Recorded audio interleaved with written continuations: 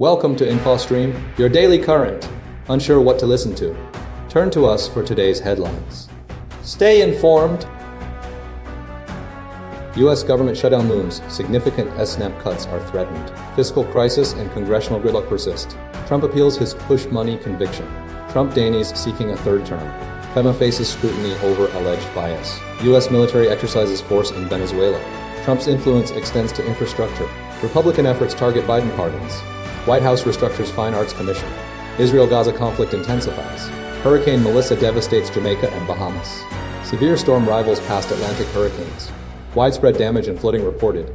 Sudan conflict worsens into a humanitarian crisis. Fighting intensifies in Pokrovsk. Southeast Asia grapples with multiple crises. Nuclear threats, urban decay, and political apathy. U.S. government shutdown threatens millions with SNAP cuts. A protracted U.S. government shutdown continues to escalate, primarily centered around the threatened suspension of Supplemental Nutrition Assistance Program, SNAP benefits, impacting over 40 million Americans. Multiple news articles highlight the intensifying legal battle and the severe consequences for vulnerable populations. The core issue revolves around the Trump administration's decision to utilize a contingency fund for SNAP, despite congressional approval of $6 billion for this purpose. 25 Democratic-led states, spearheaded by Massachusetts, have filed a lawsuit against the administration, arguing this action is unlawful and a deliberate attempt to inflict hardship. Attorneys general from these states, including North Carolina, accuse the administration of weaponizing SNAP to pressure Democrats. The USDA, led by Secretary Brooke Rollins, maintains the contingency fund is unavailable for regular SNAP benefits due to the ongoing shutdown, emphasizing the need for a continuing resolution to maintain funding. Rollins contends the Democrats chose the shutdown, fully aware of the impending SNAP cuts. The legal challenge underscores the deep political divisions and the administration's strategy to leverage SNAP as a bargaining chip. The lawsuit, filed in Massachusetts federal court and assigned to Judge Indira Talwani, seeks to compel the administration to utilize the designated funds. The situation is further complicated by the refusal of Republican lawmakers to negotiate on expiring health care subsidies, exacerbating the stalemate. The potential loss of SNAP benefits represents a significant and immediate threat to low-income families. The administration's actions are drawing criticism from across the political spectrum, with many observers condemning the administration's strategy. The legal battle and the broader shutdown continue to dominate headlines, reflecting the urgent need for a resolution. The future of SNAP benefits and the well-being of millions of Americans hangs in the balance. The growing fiscal strain on the United States government and congressional gridlock. The United States government is currently grappling with a prolonged government shutdown due to a fundamental disagreement between the House of Representatives and the Senate regarding funding for government operations. This impasse stems primarily from Republican efforts to defund the Department of Homeland Security, driven by objections to President Biden's border policy initiatives. The House, led by Speaker Mike Johnson, has repeatedly passed bills that the Senate, under the leadership of Senator Chuck Schumer, has blocked, resulting in a standstill.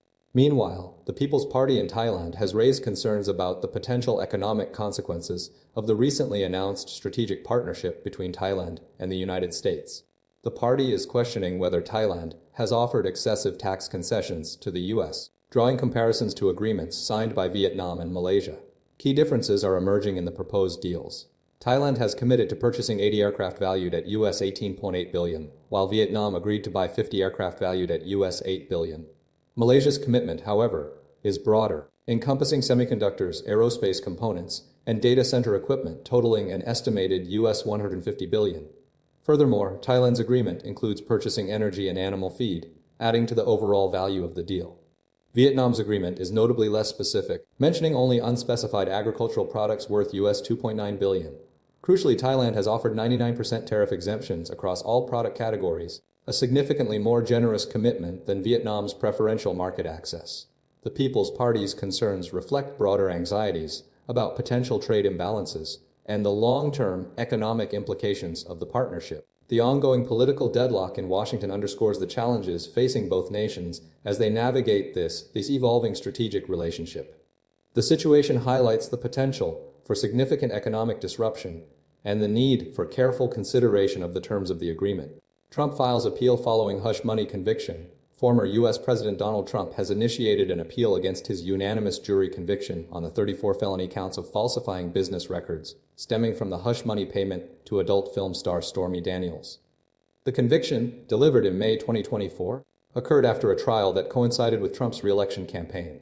The charges centered around a $130,000 payment made by Trump's personal lawyer, Michael Cohen, to silence Daniels regarding allegations of a sexual encounter.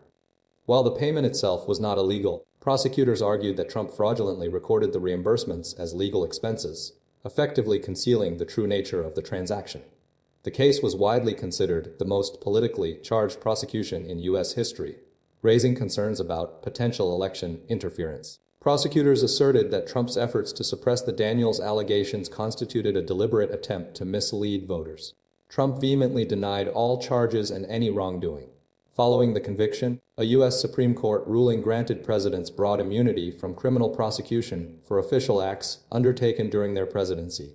Trump's legal team subsequently leveraged this immunity argument, contending that evidence presented during the trial originated from his first presidency and should have been excluded. However, Justice Juan Merchan, presiding over the case, dismissed this argument. Despite Merchan's ruling, Trump's legal team promptly filed the appeal, seeking to overturn the conviction. This appeal centers on the application of presidential immunity to the hush money case, representing a significant legal challenge to the outcome of the historic trial. The appeal's success remains uncertain, but it marks a pivotal moment in the ongoing legal battles surrounding the former president. Trump rules out third-term bid. Recent speculation regarding Donald Trump's potential candidacy for a third term in office has been definitively dismissed by the former president himself. Following days of heightened attention, sparked by claims from Steve Bannon, who suggested a plan for Trump to seek another term, Trump stated it is pretty clear the U.S. Constitution prohibits such a run. This declaration came during a flight to South Korea for a regional summit. Trump acknowledged his highest poll numbers to date, further reinforcing the impossibility of his ambition.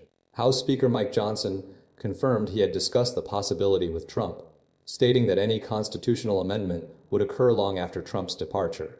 Johnson emphasized the great run Trump had experienced and the acknowledged constraints of the Constitution. The genesis of the speculation stemmed from an interview with Steve Bannon, a prominent Meiji influencer, who suggested a plan for Trump to run for a third term. However, Bannon's diminished closeness to the White House and his perceived attempts to draw attention to himself led to swift dismissal of the idea by key Republican figures, including Speaker Johnson. Trump swiftly rejected a proposed end run around the Constitution, dismissing the idea of serving as vice president before returning to the presidency as too cute. He reiterated his belief that the Constitution prevents him from running for a third term, despite acknowledging his high approval ratings. The situation highlights the limited support Trump would likely garner if he attempted to pursue this path. The dismissal underscores the significant legal and political obstacles to a third term, effectively ending the speculation. Trump's comments demonstrate a clear understanding of the constitutional barriers and a desire to move forward with his current agenda. FEMA under scrutiny, a shifting narrative of bias and reform. Recent investigations surrounding the Federal Emergency Management Agency, FEMA, have revealed a complex and contentious landscape, fueled by political attacks and differing interpretations of agency actions following natural disasters. Initially sparked by Donald Trump's criticism of FEMA's response to Hurricane Helene in 2024, the scrutiny has escalated into a broader examination of the agency's operations and culture. The initial investigation, conducted under the Biden administration, cleared FEMA of systemic bias in denying aid based on political affiliation, finding only one supervisor's actions were illegal and improper. However, Secretary of Homeland Security Kristi Noem, appointed by Trump, disputed these findings, alleging FEMA employees systematically refused to visit homes displaying political signs supporting the former president. This assertion ignited a series of further investigations. A subsequent review, led by newly appointed DHS Privacy Office head Roman Jankowski, focused on potential privacy violations by FEMA canvassers collecting survivors' political beliefs, while acknowledging instances where canvassers noted political signs and potentially skipped homes based on these observations. The investigation ultimately concluded that no widespread, politically motivated bias existed. Jankowski's team found that the primary purpose of these notes was for safety reasons, particularly regarding threats against FEMA teams responding to the disasters. Despite these findings, Noem continued to portray FEMA as partisan and inept, advocating for the agency's abolition. She initiated a series of actions, including firing FEMA staff and contractors, subjecting employees to polygraph tests, and consolidating power within the agency by filling leadership roles with political appointees. These actions have resulted in a significant reduction in FEMA's full-time workforce, including many experienced career experts. The investigations have highlighted a concerning trend of politicizing disaster aid, with Trump and Noam frequently prioritizing funding for states supporting his political agenda, even when FEMA's assessments indicated otherwise. This behavior has eroded public trust in FEMA and raised questions about the agency's impartiality. The ongoing scrutiny has led to a restructuring of FEMA, with a renewed focus on privacy protections and a shift towards a more streamlined, politically driven approach to disaster response. The investigations underscore the challenges of maintaining a neutral and effective federal agency in the face of intense political pressure. Moving forward, the agency faces the difficult task of rebuilding public confidence while navigating a highly charged political environment. U.S. flexes military might in Venezuela amidst renewed pressure. In the final years of Donald Trump's presidency, the United States pursued a multifaceted strategy to exert pressure on the Maduro regime in Venezuela, shifting from initial attempts at cyberattacks to a significant military buildup. Initially, during Trump's first term, the CIA conducted a cyberattack in 2019, targeting the Venezuelan intelligence network, a move deemed a throwaway due to its limited impact. This followed a series of frustrated attempts to influence Maduro, highlighting a lack of coordinated options within the administration. As Trump's second term began, he intensified his demands for military action, repeatedly urging national security advisors to pursue regime change. Despite initial resistance from Pentagon and CIA officials, Trump's insistence led to a more aggressive approach. Cyber Command conducted operations, notably targeting the Wagner Group's satellite communications. The administration also considered a specialized Coast Guard team for counter-narcotics efforts and intelligence gathering, though bureaucratic hurdles prevented its implementation. A key moment occurred when Trump requested military options from his national security advisors, culminating in a meeting at his golf resort in Bedminster, New Jersey, where he famously stated, "I'm not going to rule out a military option for Venezuela." This pressure ultimately spurred a substantial military buildup, including the deployment of a carrier group and other naval assets in the Caribbean. While the stated justification for these deployments was counter-narcotics efforts, concerns arose about a potential regime change operation.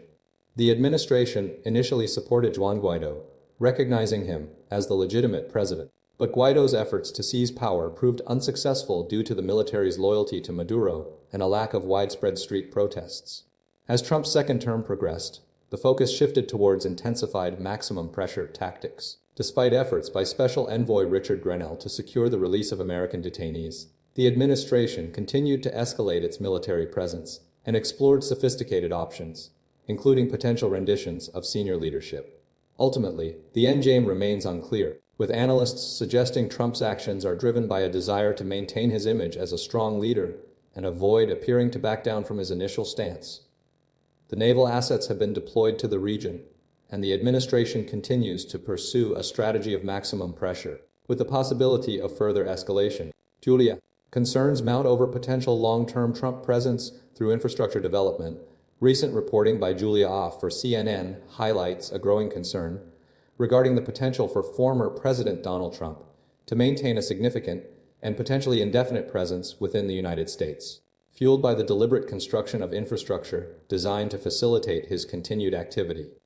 Ioffa's analysis centers on the strategic development of properties and facilities surrounding Mar-a-Lago in Palm Beach, Florida, suggesting this isn't merely a personal residence but a carefully cultivated operational base. The core of Ioffa's argument rests on the scale and sophistication of the infrastructure being established.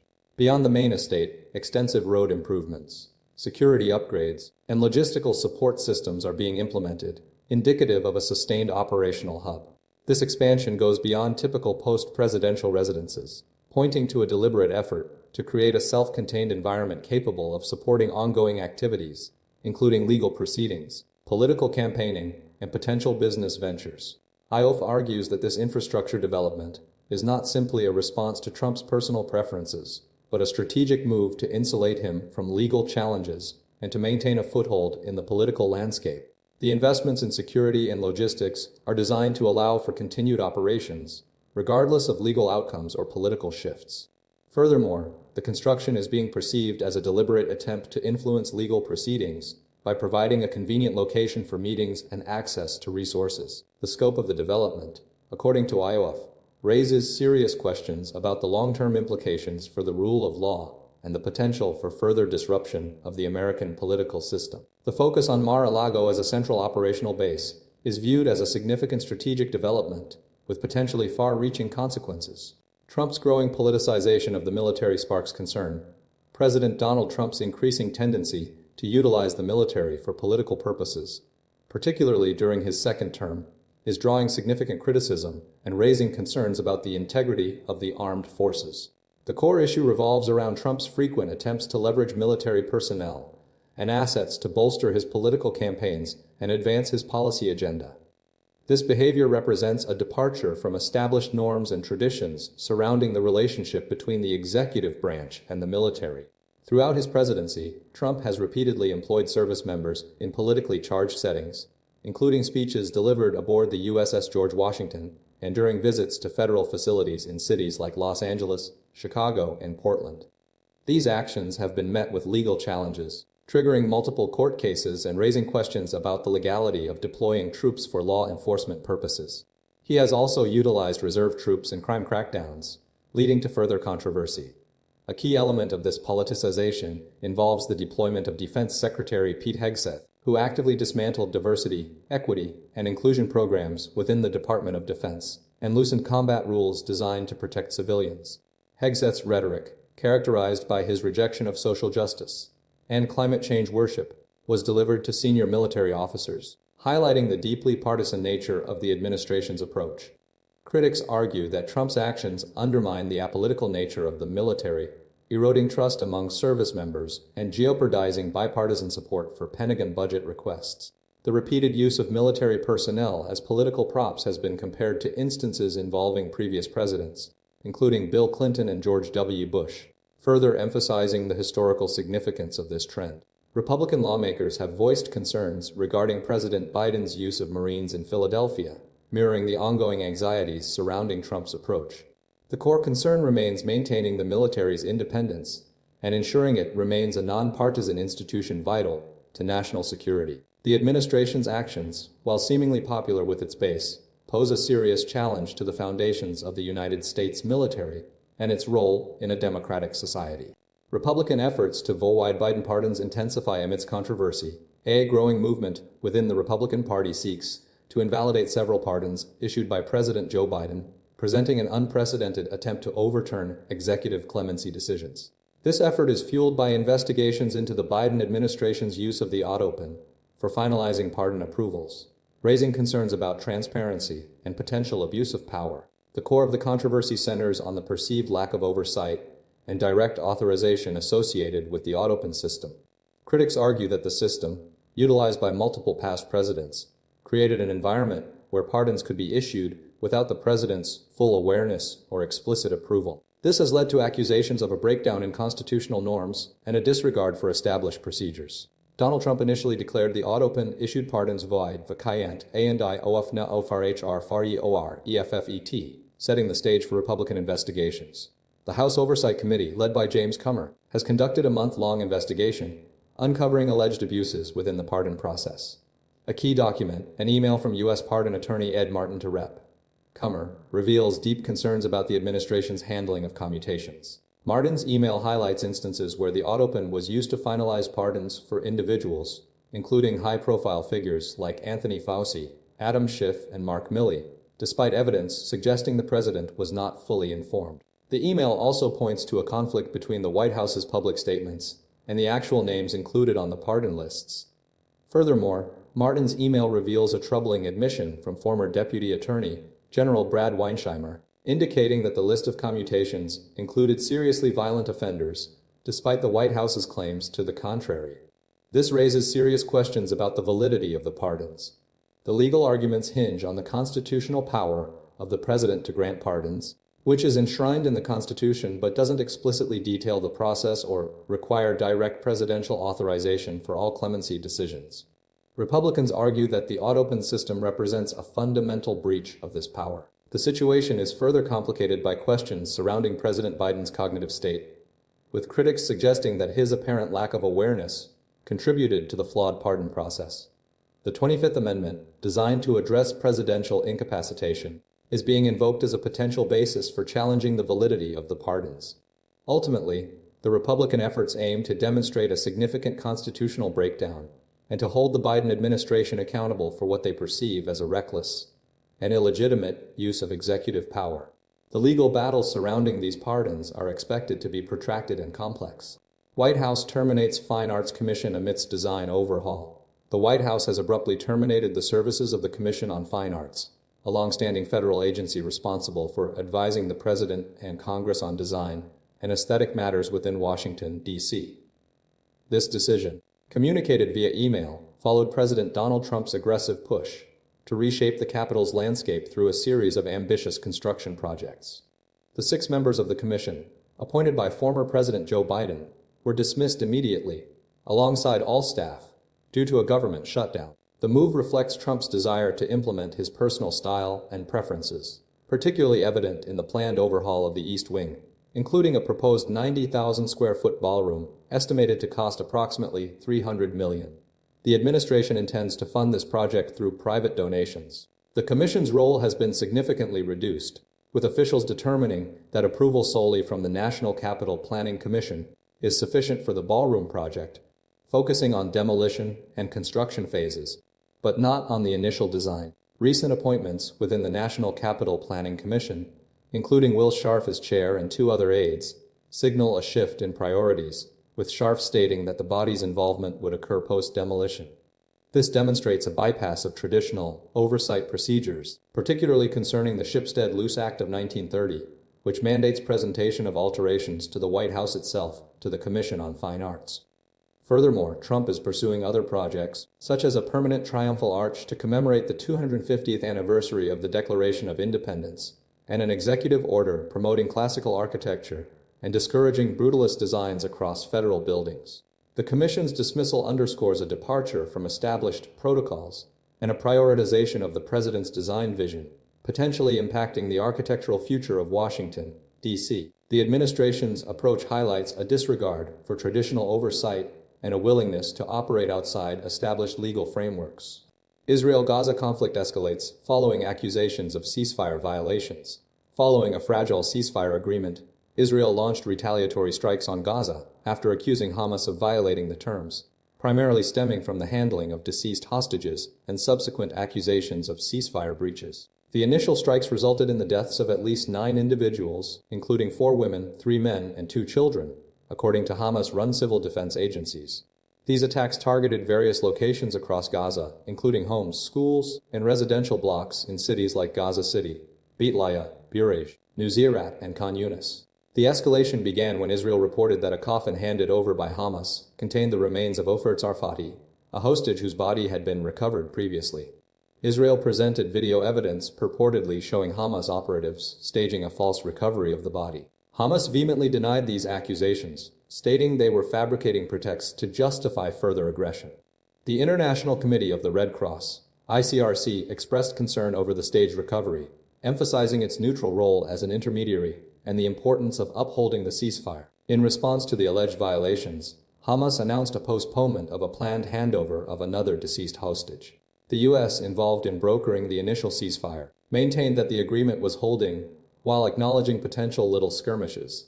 Vice President J.D. Vance similarly noted the delicate nature of the agreement.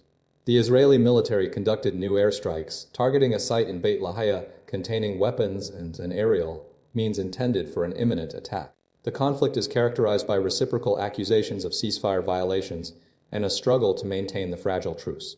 The situation remains highly volatile, with international observers urging all parties to prioritize the safety of civilians and uphold the terms of the agreement. The ongoing exchange of hostilities underscores the complexities of the Israeli-Palestinian conflict and the challenges to achieving a lasting peace.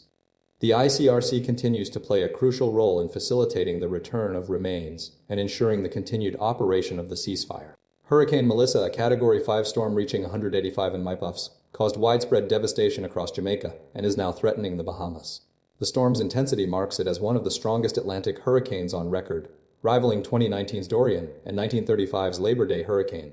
Initial reports confirm significant damage to Jamaica's public infrastructure, with widespread power outages and flooding. The storm's slow movement is exacerbating the flooding risk, with torrential rains expected to continue for days. The storm's landfall near New Hope, Jamaica, triggered a cascade of consequences, including damage to buildings and disruption of essential services. Authorities are struggling to assess the full extent of the damage, hampered by inaccessible areas and ongoing hazardous conditions. The storm surge poses a significant threat, particularly to low-lying coastal communities. Further complicating the situation, flooding has cut off approximately 140,000 people in Cuba, as rising river levels caused by the storm's passage. The impact in Cuba is substantial, with infrastructure damaged and residents isolated.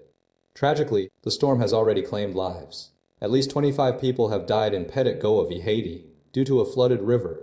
Additionally, 3 people perished in Haiti and 3 in Jamaica during preparations. 1 person died in the Dominican Republic. The storm's intensity is raising concerns about its potential impact on the Bahamas. The storm is expected to make landfall there, bringing similar devastating conditions. The situation highlights the vulnerability of island nations to extreme weather events and underscores the need for improved preparedness and disaster response strategies. The storm's legacy will undoubtedly be a long and arduous recovery process for Jamaica and potentially Cuba and the Bahamas. Sudan conflict escalates widespread violence and humanitarian crisis. The ongoing conflict in Sudan, sparked by the clash between the Sudanese Armed Forces, SAF, and the Rapid Support Forces, RSF, in April 2023, continues to escalate dramatically, marked by severe humanitarian consequences and documented atrocities. The RSF has recently seized the key city of El Fasher in Darfur, a move accompanied by reports of summary executions and widespread violence. New videos, analyzed by BBC Verify and Yale Humanitarian Research Lab, reveal the RSF carrying out the execution of unarmed men, including one filmed at a university building, showcasing graphic scenes of violence. These findings corroborate reports from the UN's Sudan coordinator, who has received credible reports of executions against unarmed men. The situation in El Fasher is dire, with approximately 250,000 people trapped in the city, many from non-Arab communities, facing violations of human rights and looting. The UN estimates over 150,000 deaths across the country and 12 million displaced individuals. Satellite imagery, analyzed by Yale researchers, shows clusters of bodies in the streets of El Fasher, consistent with mass killings, further amplifying concerns about the scale of the violence. The RSF's actions are being linked to Abu Lulu, an RSF fighter who has been documented in multiple execution videos and whose activities have been previously reported on social media. Investigations into Abu Lulu's actions are underway, with the RSF stating they will hold him accountable if proven guilty. The conflict is fueled by a complex history, with the RSF, formerly the Janjaweed militia, accused of genocide and ethnic cleansing during the 2003-2020 conflict. The RSF's control over El Fasher raises serious concerns about the potential for a resurgence of these past atrocities. International bodies, including the European Union and African Union, have expressed alarm, while the UN and human rights groups continue to monitor the situation closely. The ongoing struggle for control of El Fasher represents a critical juncture in the Sudanese conflict, with profound implications for the country's future and the stability of the wider region. The situation remains highly volatile, with continued risks for civilians and a desperate need for humanitarian assistance.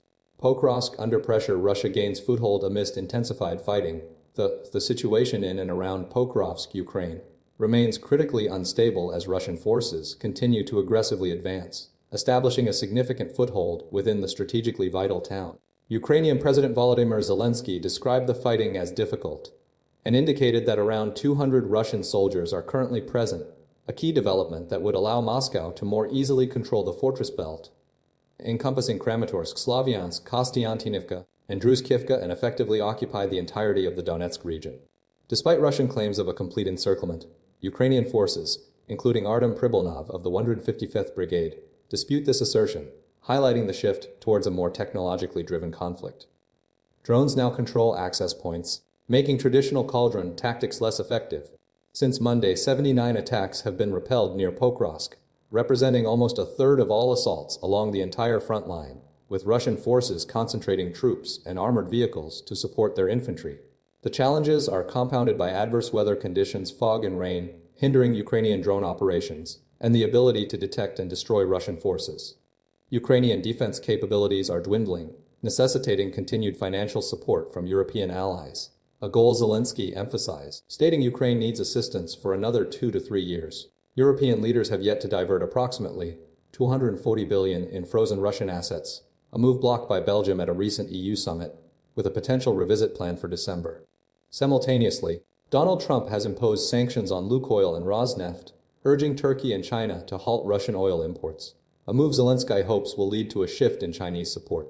The ongoing conflict underscores the high cost of incremental territorial gains, with both sides utilizing drone technology to inflict damage deep behind enemy lines. The Russian invasion, now nearing its 5th year, currently sees Moscow controlling roughly 20% of Ukrainian territory. Southeast Asia faces multiple crises, nuclear threats, urban decay, and political apathy. Recent news highlights a confluence of critical challenges facing Southeast Asia, encompassing nuclear proliferation concerns, the escalating crisis in Bangkok, and the region's complex relationship with the United States. Russia's testing of a new nuclear-powered cruise missile under President Putin has triggered widespread apprehension, reflecting a dangerous escalation of nuclear capabilities. The testing underscores a lack of global stability and necessitates heightened vigilance. Simultaneously, Bangkok confronts an existential threat due to climate change and unsustainable urban development. The city's vulnerability is exacerbated by impervious surfaces, deforestation upstream, and bureaucratic failures that have undermined reforestation efforts, mirroring the concerns voiced by the late King Boomable Aduli Adage the Great. A three-pronged strategy: infrastructure overhaul, a sponge city principles, and potentially relocation is deemed crucial, but hampered by political inaction and a prioritization of visible projects over fundamental solutions. Further one, the United States' utilization of ASEAN, primarily for President Trump's personal gain, reveals a concerning dynamic. While ASEAN members appear to tolerate this behavior, it highlights a power imbalance and a lack of strategic alignment. The situation echoes Oscar Wilde's observation regarding Trump's relationships, suggesting a transactional and ultimately unstable partnership. The overarching theme is a pressing need for decisive leadership and sustained investment to address these interconnected crises. The fate of Bangkok, and arguably the region, hinges on the willingness to confront these challenges with comprehensive, coordinated action, rather than short-sighted political maneuvering. The Bangkok Post continues to serve as a crucial source of information amidst these complex developments.